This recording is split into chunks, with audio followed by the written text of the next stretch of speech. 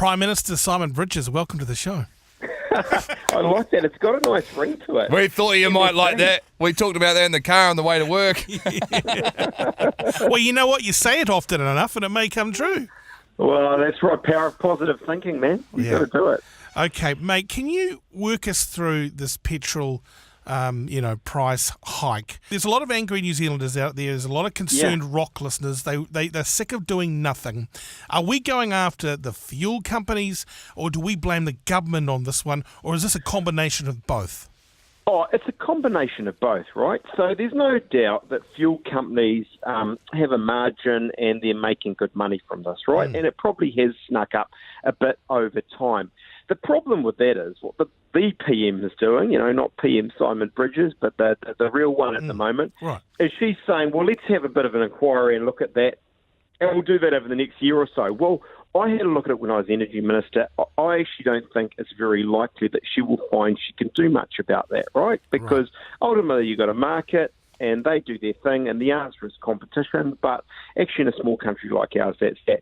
The one thing she can do something about is the tax.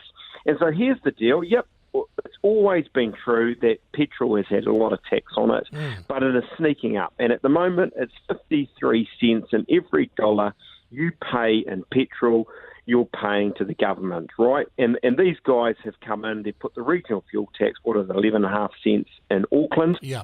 That's actually going all over the place. And then you've got another 3.5 cents. That's not including GST, actually, so it's more than I'm saying. 3.5 cents just gone on this year, another 3.5 next, another 3.5 the year after that they've got scheduled. So that's all off the back of oil prices around the world going up.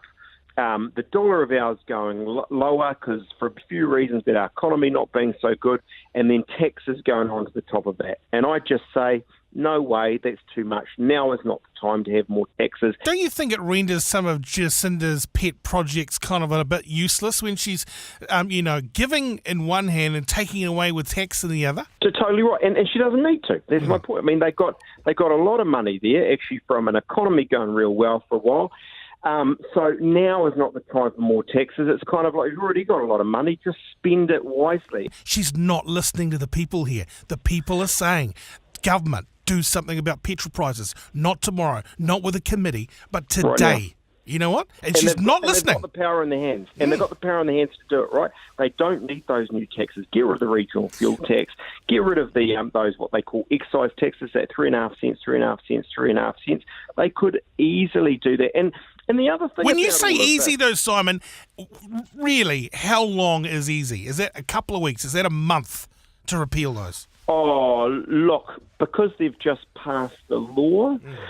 So if you're talking about repealing that law, actually you could do that. I suppose it depends. Well, with all of the Parliament saying yep, and we would, right, because it's actually our policy, we say do it, you could do it very quickly. If you did it under what they call urgency in the House, you could do it in a week.